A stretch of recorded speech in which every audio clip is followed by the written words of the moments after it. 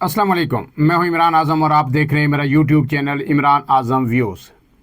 नाज़रीन, आज दो ख़बरों पे हम बात करेंगे। पहले तो नेशनल एक्शन प्लान की जो अपेक्स कमेटी थी उसका बड़ा ही अहम इजलास हुआ इस्लामाबाद में, और इसमें वज़ीर आज़म और आर्मी चीफ समेत तमाम जो अहम तरीन शख्सियात थी, जो रेलिवेंट शख्सियात थी, वफाकी वज़रा थे, वज़राए आला थे, इन सब ने शिरकत की और उसमें अहम फ़ैसले किए गए हैं। उसके बाद जो एक और ख़बर है वो तशवीशनाक है, और पूरी दुनिया के लिए वो तशवीशनाक है कि एक मरतबा फिर ऐसी ख़बरें सामने आ रही हैं कि दुनिया के एक मुल्क के अंदर जो है फिर से कोरोना की तरह का एक वायरस सामने आ रहा है, वो सर उठा रहा है। इसके हवाले से भी आपको मालूमात फ़राहम करेंगे, लेकिन उससे पहले आपसे गुजारिश है कि अगर आप मेरे चैनल पे नए हैं तो इमरान आज़म व्यूज़ को सब्सक्राइब कीजिए, और अगर वीडियो पसंद आए तो उसे लाइक और शेयर ज़रूर कीजिएगा। अब आते हैं जो अपेक्स कमेटी का आज इजलास था। वज़ीर आज़म शहबाज शरीफ की ज़ेर सदारत ये इजलास हुआ और उसमें आर्मी चीफ ने भी शिरकत की, उसके साथ तमाम जो एजेंसीज़ थी उन्होंने भी इसमें शिरकत की। और फिर उसके बाद जो है जो वफाकी वज़रा थे, चारों वज़राए आला थे, वज़ीर आज़म आज़ाद कश्मीर थे, वज़ीर आला जीबी थे, वो भी उसमें शरीक हुए।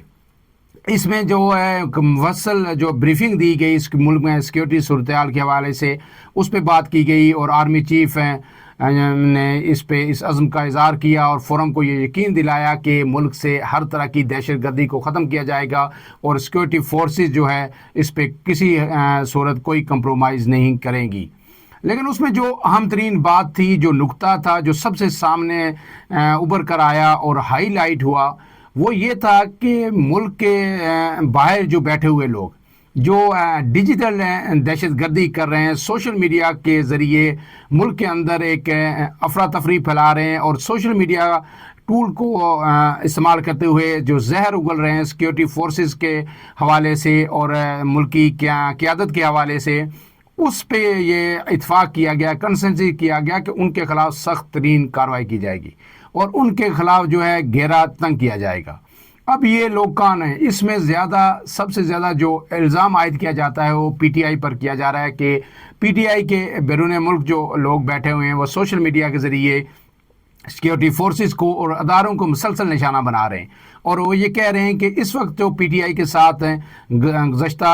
2-2.5 साल से जो भी कुछ हो रहा है वो सब कुछ इस्टेब्लिशमेंट कर रही है, और जो सियासी कुव्वतें जो कुछ कर रही हैं उन्हें भी जो है अस्करी क़यादत या अस्करी अदारे जो हैं उनकी आशीर्वाद हासिल है, तो वो उनको मुसलसल टारगेट कर रहे हैं। इस हवाले से आज तमाम लोगों ने अपने कंसर्न का, ख़ास करके जो हुकूमती लोग हैं, इत्तेहाद में शामिल हैं, या सिक्योरिटी एजेंसीज़ हैं या इंटेलिजेंस एजेंसीज़ हैं,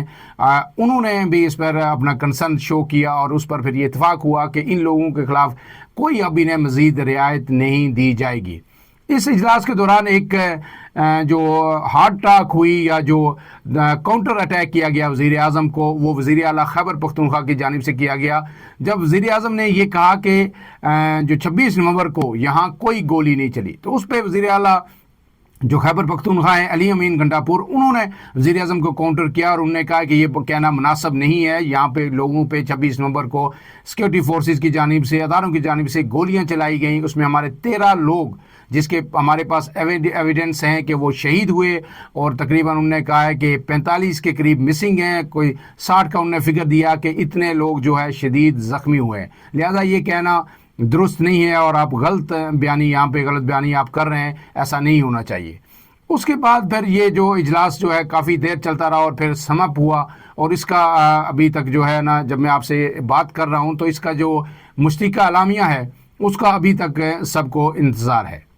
अब आते हैं इसी से जुड़ी दूसरी खबर पे कि जो उज़मा बहारी जो वज़ीर इत्तलात हैं पंजाब की,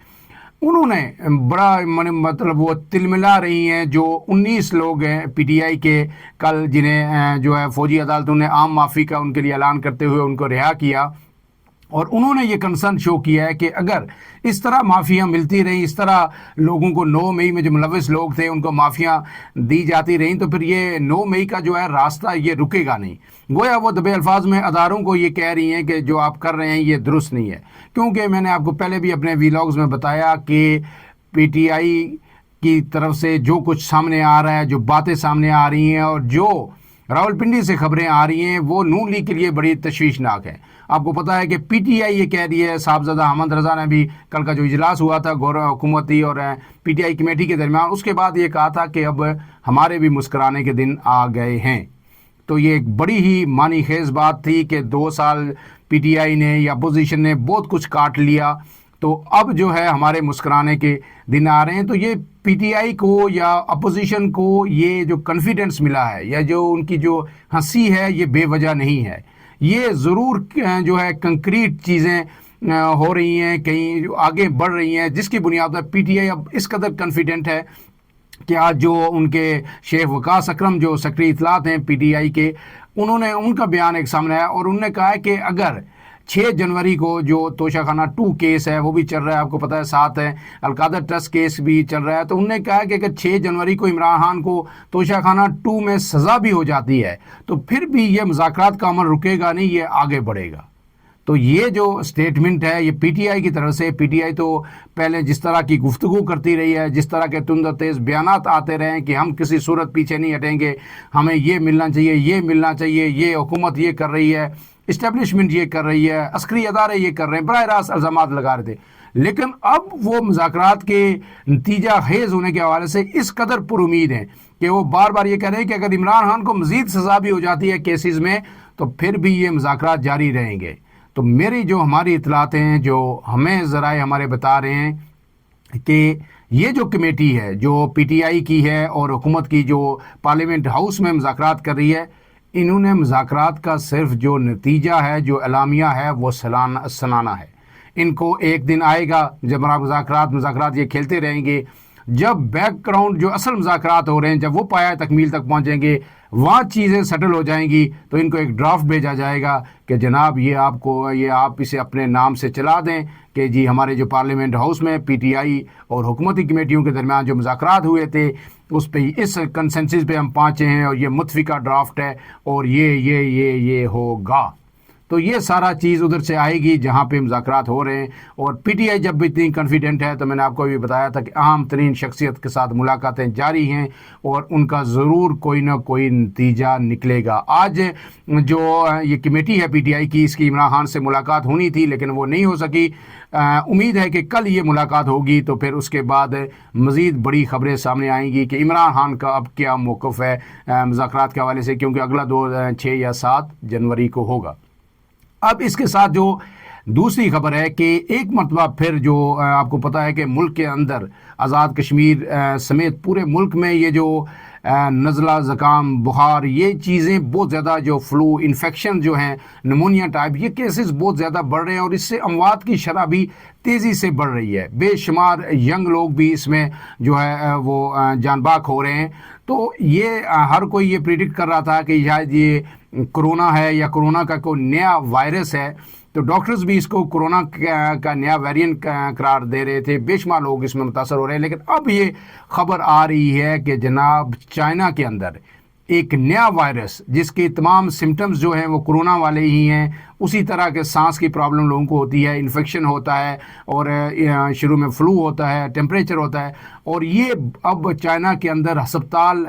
جو ہے اس وائرس کے شکار لوگوں سے بھر رہے ہیں۔ اگرچہ چائنا نے جس طرح آپ کو پتہ ہے کووڈ-19 میں پہلے طویل عرصہ اس چیز کو چھپائے رکھا، وہ ڈینائی کر رہے تھے کہ ایسی کوئی بات نہیں ہے، ایسا کوئی وائرس نہیں ہے، ایک مرتبہ پھر وہی روش اختیار کی ہوئی ہے۔ لیکن جو خبریں میڈیا کے ذریعے سے سامنے آ رہی ہیں، جو سوشل میڈیا پر خبریں آ رہی ہیں، جو فوٹیجز چائنا کے ہاسپٹلز کی آ رہی ہیں، وہ بڑی ہی تشویشناک ہیں۔ اور یہ جو وائرس ہے اس کا نام ہے HMPV، اس کا نام اس کو قرار دیا گیا ہے اور اس کو کہا جا رہا ہے